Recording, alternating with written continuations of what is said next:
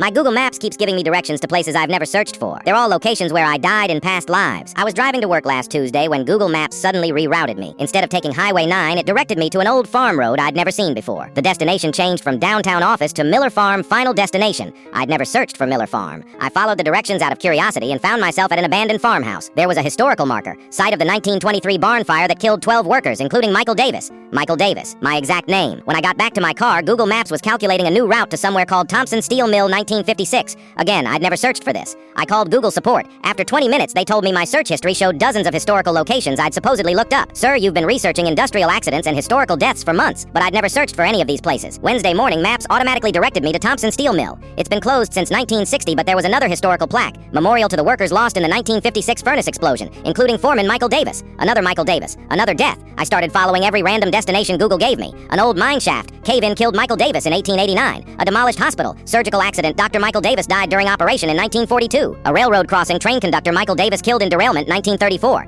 Every location was a place where someone with my exact name had died. Thursday, Google Maps showed a new feature I'd never seen before. Past life navigation. Discover your historical journey. When I clicked it, a timeline appeared showing death dates spanning 200 years. All Michael Davis. All me. I called Google again. This time a different representative answered. Mr. Davis, you're part of our beta test for soul mapping technology. It uses quantum data to track consciousness across multiple lifetimes. I never signed up for any beta test. Actually, your soul automatically enrolled when you died for the 47th time. The system detected a pattern and began mapping your reincarnation cycle. This is insane. Sir, you've died as Michael Davis in the same geographic region 47 times over the past 200 years. Always in accidents, always between ages 28-30. Our AI predicts your 48th death will occur next week. I looked at the app. A new destination appeared. Highway 9 construction zone predicted final destination, November 15th, 2024. That was tomorrow. The good news, the representative continued, is that soul mapping allows you to break the cycle. If you avoid the predicted death location, your consciousness can finally move forward instead of reincarnating in the same pattern. I stared at the screen showing detailed accident predictions for Highway 9. Construction equipment failure at 2:47 p.m. would cause a multi-car pileup. Michael Davis would die on impact. What happens if I avoid it? You'd be our first success story. Your soul would graduate to a new reincarnation pattern, possibly a different name, different region. I decided to stay home November 15th, called in sick, locked my doors, didn't leave the house. At exactly 2:47 p.m., I got a notification. Accident avoided. Consciousness pattern successfully altered. Congratulations on completing the Michael Davis cycle. But then my phone rang. The caller ID showed Michael Davis, my own name. Hello? I answered, thank you for breaking the cycle, said my own voice. I'm Michael Davis from 1923. We've all been waiting for someone to figure this out. All of you. Every Michael Davis who died here. We've been stuck, watching each new version make the same mistakes. But now we can finally rest. I looked out my window. 47 figures were standing in my yard, all wearing clothes from different eras, all with my face. They waved goodbye and began fading away. My Google Maps updated one final time. Welcome, David Chen. Your new life path is now loading. My driver's license was in my wallet, but the name had changed to David Chen. According to my phone, I'd always been David Chen. But this morning, Google Maps started showing me new historical locations, places where David Chen had died throughout history.